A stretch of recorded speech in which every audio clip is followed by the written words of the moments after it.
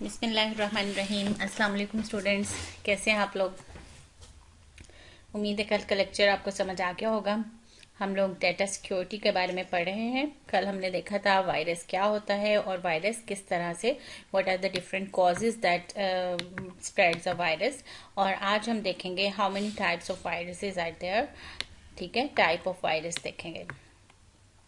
Number one is boot sector virus. A disk is divided into tracks and sectors. The disk that contains operating system has a special program in its first sector. The sector is known as boot sector. Students, hard disk को different tracks और sectors में divide किया गया है। तो जो first track होता है, फर्स्ट सेक्टर जो होता है, उसके अंदर ऑपरेटिंग सिस्टम होता है। सी ड्राइव जैसे आपने देखा होगा, उसमें फर्स्ट ट्रैक में हार्ड डिस्क के ऑपरेटिंग सिस्टम होता है। ऑपरेटिंग सिस्टम का जब हमने फंक्शंस पढ़े थे या फीचर्स पढ़े थे, उसमें हमने देखा था बूटिंग के operating system is responsible to start up the computer. तो स्टार्टअप को हमने बूट अप प्रोसेस कहा था। तो उस सेक्टर में जो स्टार्ट वाला सेक्टर होता है उसको बूट सेक्टर कहते हैं। ऑपरेटिंग सिस्टम का स्टार्ट वाला जो सेक्टर है उसको बूट सेक्टर कहते हैं, जो कि ऑपरेटिंग सिस्टम को स्टार्ट करने में हेल्प करता है। उस सेक्टर में जब वायरस आ जाता है उसको बूट सेक्टर वायरस कहते हैं। और उसकी वजह से क्या होता है कि कंप्यूटर रीस्टार्ट होता जाता है। कंप्यूटर स्टार्ट ही नहीं हो सकता, विंडो स्टार्ट होती है लेकिन उसके बाद फिर रीस्टार्ट हो जाता है, बार बार रीस्टार्ट होने लग जाता है, तो स्टार्ट नहीं होता कंप्यूटर। तो ये बूट सेक्टर वायरस की वजह से होता है। The program in boot sector is automatically loaded. अब बूट सेक्टर का बता रहा है कि बूट सेक्टर के अंदर ऐसे प्रोग्राम्स हैं जो कि ऑटोमेटिकली लोड हो जाते हैं मेमोरी में जब कंप्यूटर स्टार्ट होता है, और फिर वो प्रोग्राम्स ऑपरेटिंग सिस्टम को मेमोरी में लोड करते हैं। The boot sector virus modifies the program in the boot sector. Boot sector में जो प्रोग्राम्स होते हैं ये वायरस उनको मॉडिफाई कर देता है, जिसकी वजह से विंडो स्टार्ट नहीं होती। It is loaded into memory whenever the computer is turned on. The virus is attached to the executable files like .exe, .com and DLL files. ये सिस्टम फाइल्स हैं, ऑपरेटिंग सिस्टम की files हैं, इनके साथ अपने आप को अटैच कर लेता है। When the user uses these files, the virus attached with these files is activated. और यूजर जब इन फाइल्स को यूज करता है तो ये एक्टिवेट हो जाता है। It infects other files and perform destructive commands and destroys data files. ठीक है, दूसरी फाइल्स को भी डिस्ट्रॉय करता है। और डिस्ट्रक्टिव कमांड्स यानी कि खुद ही रीस्टार्ट हो जाना, खुद ही फाइल्स रेप्लिकेट करते रहना, इस तरह की डिस्ट्रक्टिव कमांड्स कंप्यूटर को देता है। Next is Chernobyl virus. Chernobyl virus भी इसको कह सकते हैं। The famous Chernobyl virus deletes all Microsoft Office files. It also deletes the partition information from the disk that causes a major loss. ये virus सबसे ज्यादा डेंजरस है और ये अपने आप को माइक्रोसॉफ्ट ऑफिस की फाइल्स के साथ अटैच करता है, जैसे वर्ड, एक्सेल, पावर पॉइंट है ना, तो इन सब की फाइल्स के साथ अपने आप को अटैच कर लेता है और ये आपकी पूरी पार्टीशन को भी डिलीट कर सकता है। आप पूरे का पूरा एक ड्राइव भी डिलीट हो सकता है इससे, जिसकी वजह से आपका सारा डाटा उस ड्राइव में जो होगा वो लॉस हो जाएगा। Next is logic bomb. Logic bomb is also called time bomb. इसको टाइम बॉम्ब भी कहा जाता है, इसलिए कि इसमें एक ये पर्टिकुलर टाइम पे एक्टिवेट होता है। इसमें कोई डेट या कोई टाइम लिखा होता है कि जब सिस्टम का टाइम और डेट ये होगी तब ये ऑटोमेटिकली एक्टिवेट हो जाएगा। ठीक है, logic bomb is time bomb. It differs from other viruses. It is activated at a certain date and time. एक डेट और टाइम पे एक्टिवेट होता है। Michelangelo is an important logic bomb. ये वायरस का नाम है माइकल एंजेलो और ये टाइम बॉम्ब की तरह काम करता है। It destroys data on the hard disk on March 6।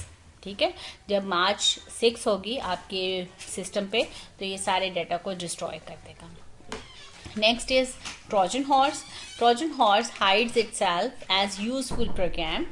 It contains hidden instructions to erase data or cause other damage. It executes illegal, destructive instructions in the middle of the program, such as computer games. ठीक है, format C is an example of a Trojan horse. Trojan horse अपने आप को as a useful program save कर लेता है। ठीक है, यानी किसी सॉफ्टवेयर आपने इंस्टॉल किया हुआ है और आपको लग रहा है ये बड़ा यूजफुल सॉफ्टवेयर है, तो उसके साथ अपने आप को अटैच कर लेगा और मिडल ऑफ द प्रोग्राम आप काम करें। बाज़ दफ़ा आपने शायद नोट ना किया हो कि कंप्यूटर गेम्स आप खेल रहे हैं ग्राफिक्स, तो गेम स्टार्ट पे तो सही चलती है, लेकिन थोड़ा आगे जाके वो डिस्टर्ब ख़त्म हो जाती है और कंप्यूटर के ग्राफिक्स भी इससे डिस्टर्ब हो सकते हैं और कंप्यूटर रीस्टार्ट करना पड़ता है आपको। और हर फोल्डर में जिसमें भी आप जाएंगे हर एक में ये फाइल आपको नज़र आएगी फॉर्मेट सी के नाम से। Redloff is a polymorphic virus. It is written in Visual Basic Script. ठीक है, VB स्क्रिप्ट नाम है लैंग्वेज का, जिस लैंग्वेज में ये लिखा गया है। It relies on the Microsoft ActiveX component to execute itself. Microsoft के जो एक्टिवएक्स कंपोनेंट्स हैं उनके साथ उनसे ये एग्जीक्यूट होता है। It locates folder.htt and infects that file. Folder.htt is the part of Microsoft Windows Active desktop feature.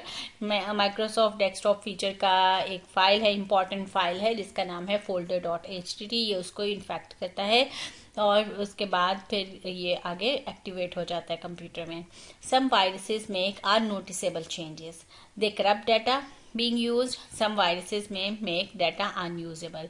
कुछ वायरसेस ऐसे हैं जो कि अननोटिसेबल चेंज, यानी आपको चेंज नज़र नहीं आता, आपको नहीं पता चल रहा कि आपके कंप्यूटर में वायरस है, बस आहिस्ता आहिस्ता उसकी स्पीड स्लो होती जा रही है, या आप देखेंगे कि आपकी कुछ एक दो फाइल करप्ट कर रहे हैं, ठीक है, फाइल नहीं ओपन हो रही या डाटा अनयूजेबल हो गया है। इस तरह के कुछ वायरसेस भी हैं।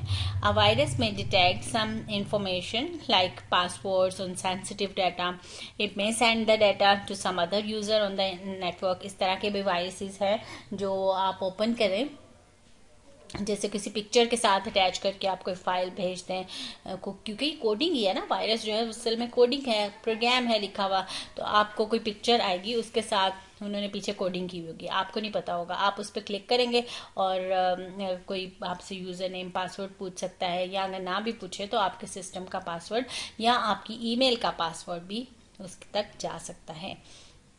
For example, a virus may read pin code और credit card number and then send it to another user. और ये भी हो सकता है कि आपने कोई पिन कोड एंटर किया है या अपना क्रेडिट कार्ड नंबर एंटर किया कहीं पे, और इसका कोड वो किसी और यूजर को वहां से भेज सके। इस तरह की इंस्ट्रक्शंस भी हो सकती हैं।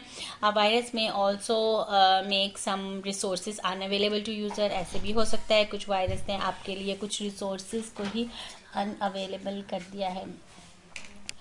फॉर एग्जाम्पल वायरस में start sending data on a network, जैसे एक वायरस नेटवर्क पे डाटा सेंड कर सकता है, द नेटवर्क में become unavailable for the user, और इस तरह से नेटवर्क ही अनअवेलेबल हो गया, नेटवर्क नहीं चल रहा, या किसी प्रिंटर को या किसी खास पर्टिकुलर डिवाइस को भी आपके लिए जी। नेक्स्ट क्वेश्चन है एक्सप्लेन एंटीवायरस सॉफ्टवेयर। स्टूडेंट्स, अब आपको टाइप ऑफ वायरसेस पता चल गई कि कितनी टाइप के वायरस हो सकते हैं। ज़रूरी नहीं है कि एक वायरस आ गया तो उसकी वजह से आपकी फाइल्स ही करप्ट होंगी, बल्कि ऐसा भी हो सकता है कि फाइल ने आपके लिए कुछ रिसोर्सेज, वायरस ने कुछ रिसोर्सेज अनअवेलेबल बना दी हों आपके लिए, या आपकी स्पेस कम होती जा रही है, ठीक है। इस तरह के भी वायरसेस हैं कि आपकी स्पेस तो है ज़्यादा, मतलब आपने कुछ इंस्टॉल भी नहीं करे या उसके ऊपर कुछ डाउनलोड भी नहीं करे, लेकिन स्पेस खुद बहुत ख़त्म होती जा रही है। थोड़ी देर बाद आप देखेंगे 1 GB रहता है, फिर आप देखेंगे 99 MB रह गया, ठीक है। इस तरह खुद ब खुद ही स्पेस कम होती जा रही है, इसलिए कि वायरस अपने आप को रेप्लिकेट करता जा रहा है। रेप्लिकेट मीन्स ज़्यादा करता जा रहा है, फाइल्स जो है वो रिपीट करता जा रहा है उसके अंदर, तो स्पेस कम होती जा रही है। इस तरह different type of viruses are available. Students, अब इसका इलाज क्या है? वायरस जो है उसको कैसे ख़त्म किया जाए? आपके कंप्यूटर में आ तो गया है तो उसको कैसे ख़त्म किया जाए या आने से कैसे रोका जाए? तो इसके लिए जो सोल्यूशन है वो है वायरस की आंटी, जिसको हम कहते हैं एंटीवायरस, ठीक है। एंटीवायरस नहीं है ये, असल में एंटीवायरस बन गया।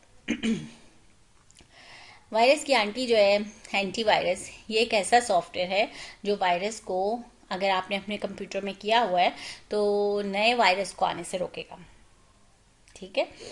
और अगर आपके कंप्यूटर में वायरस आ गया है और आप एंटीवायरस इंस्टॉल करेंगे तो एक ऐसा प्रोग्राम है जो आपके कंप्यूटर को स्कैन करेगा और उसमें से वायरसेस डिटेक्ट करेगा और उनको फिर आपसे पूछेगा कि आपने इसको क्या करना है, क्वारंटीन करना है या इसको रिपेयर करना है या इसको डिलीट करना है।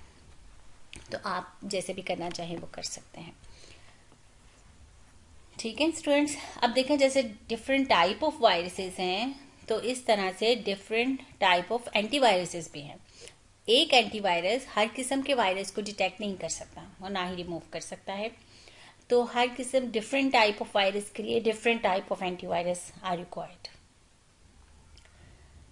A type of virus, a type of software that is used to detect and remove viruses is called antivirus software. एक ऐसा सॉफ्टवेयर जो वायरस को डिटेक्ट करता है और रिमूव करता है, इसको एंटीवायरस सॉफ्टवेयर कहते हैं। Antivirus programs contain information about different known viruses. Antivirus program के अंदर, एंटीवायरस भी तो एक प्रोग्राम है जो किसी प्रोग्रामर ने बनाया हुआ है, तो उसके अंदर डेफिनेशन लिखी होती है। डेफिनेशन मीन्स उसके अंदर इंफॉर्मेशन रखी होती है कि एक फाइल जिसके अंदर ये इंस्ट्रक्शंस होंगी वो वायरस है। ठीक है, अब वायरस कोई कीड़ा तो है नहीं या कोई शक्ल तो उसकी है नहीं कि एंटीवायरस को पता चल जाएगा कि अच्छा ये इस शक्ल का होगा तो ये वायरस है। तो वायरस असल में रिटर्न इंस्ट्रक्शंस है जो हम कह रहे हैं कि वो भी एक प्रोग्राम है। तो एंटीवायरस को कैसे पता चलेगा कि ये सही प्रोग्राम है या ये वायरस है? इसके अंदर एंटीवायरस में जो वायरस में इंफॉर्मेशन होती हैं, जो वो नेसेसरी लाइंस है प्रोग्राम की, वो इसके अंदर रखी होती हैं। जब ये चेक करता है कि किसी फाइल के अंदर ये इंस्ट्रक्शंस मौजूद हैं तो उसका मतलब है कि ये वायरस है। They can detect viruses and remove them. Many antivirus programs are available in market, but no single software can detect and remove all viruses. ठीक है, ये वही बात है जो मैंने अभी आपको बताई कि एक एंटीवायरस हर किस्म के वायरस के लिए सूटेबल नहीं है। Many new viruses are invented and spread through internet continuously. अब ये भी है कि आपने एंटीवायरस इंस्टॉल कर लिया है, लेकिन एक नया वायरस आ गया है नेट पे, तो आपका जो एंटीवायरस है वो उसको डिटेक्ट नहीं कर सकेगा क्योंकि उसके अंदर उसकी इंफॉर्मेशन नहीं है। तो इसलिए आपको अपना एंटीवायरस जो है वो अपग्रेड करना पड़ता है। हर हफ्ते, 2 हफ्ते बाद या महीने बाद उसको अपग्रेड करना पड़ता है। अपग्रेड करने से जो नए वायरसेस आए होते हैं उनकी डेफिनेशन भी इसके अंदर आ जाती है और वो फिर उसको भी डिटेक्ट कर सकता है। Antivirus programs are also upgraded continuously to detect these viruses. Antivirus program not only detects virus from computer but also prevent new viruses from entering into the computer. ठीक है, एंटीवायरस प्रोग्राम ना सिर्फ आपके viruses को detect करेगा बल्कि नए आने वाले वायरसेस को भी प्रिवेंट करेगा, कंप्यूटर में एंटर होने से रोकेगा। Some important antivirus programs are as follows: McAfee, Norton Antivirus, Dr. Solomons. ये एंटीवायरसेस के नेम हैं। McAfee and Norton are 2 most commonly used antivirus programs in Windows operating system. इसके बेनिफिट्स क्या हैं? Antivirus program protects important data from viruses. It checks all files before they enter computer system. जब computer system में आप कुछ copy करना चाहते हैं तो उससे पहले ही वो सारों को चेक कर लेगा कि इसमें कोई वायरस है या नहीं और आपको अलर्ट कर देगा। It alerts the user about the virus before it causes any damage to computer. जैसे ही आप यूएसबी लगाएंगे अपने कंप्यूटर में तो वो बता देगा कि इसके अंदर वायरस है। It quarantines or eliminates a virus so that it may not harm computer. ठीक है, क्वारंटीन कर देगा। अब क्वारंटाइन का मतलब तो आपको समझ आ गया होगा कोरोना में। ठीक है, अलहदा कर देगा, कुछ टाइम के लिए उसको नहीं यूज करेगा और या फिर वायरस को एलिमिनेट कर देगा, उसमें से खत्म कर देगा। जी, next question is what is data security, why is it important. मैंने आपको बताया था ये चैप्टर स्टार्ट करने से पहले कि सबसे इम्पॉर्टेंट जो चीज़ है वो डाटा है। डाटा को हम प्रोटेक्ट करेंगे। ये जो वायरस और एंटीवायरस हम पढ़ रहे हैं ये भी डाटा की सिक्योरिटी के लिए पढ़ रहे हैं। The protection of data is called data security. Data को प्रोटेक्ट करने को डाटा सिक्योरिटी कहते हैं। Data stored in any computer can be lost due to different reasons. The data can be lost accidentally आपसे कोई डिलीट हो गई है फाइल, या फिर कोई और someone can damage the data, किसी और ने आपका डाटा डैमेज कर दिया है, या data can be lost completely और पार्शली, या फिर डिलीट हो गया है या करप्ट हो गया है कम्प्लीटली या फिर कुछ पार्ट उसका। Data is much valuable and important than the computer itself. Computer खुद कंप्यूटर से ज़्यादा डाटा इम्पॉर्टेंट है, क्योंकि मैंने आपको एग्जांपल दी थी ना कि अगर प्रीवियस का डाटा हमने लेना हो या अभी के स्टूडेंट्स का अगर हमने डाटा लेना हो फर्स्ट ईयर का जैसे, तो ये बहुत मुश्किल हो जाएगा, क्योंकि हमने फॉर्म्स लिए थे स्टूडेंट से, उनकी तस्वीरें ली थी और इस तरह उनका डाटा हमारे पास आ गया। अगर हम दोबारा लेना चाहें तो कितना इस पे टाइम भी लगेगा और मेहनत भी लगेगी, ठीक है। तो ये बहुत मुश्किल हो जाएगा। और अगर अभी फर्स्ट ईयर मौजूद है तो ये पॉसिबल है, लेकिन अगर फर्स्ट ईयर चली गई है यानी सेकेंड ईयर होके चली गई है, यहाँ से पास आउट हो गए हैं स्टूडेंट्स, तो फिर वो डाटा लेके आना तकरीबन इम्पॉसिबल है, क्योंकि हर एक को लोकेट करना, हर एक के पास जाना ही बहुत मुश्किल है। तो इसलिए कंप्यूटर अगर ख़राब हो जाए तो कंप्यूटर तो बाज़ार से नया भी ला सकते हैं, लेकिन डाटा अगर लॉस्ट हो जाए तो वो बाज़ार से नया नहीं आ सकता। इसलिए हम डाटा को सिक्योर बनाना चाहते हैं।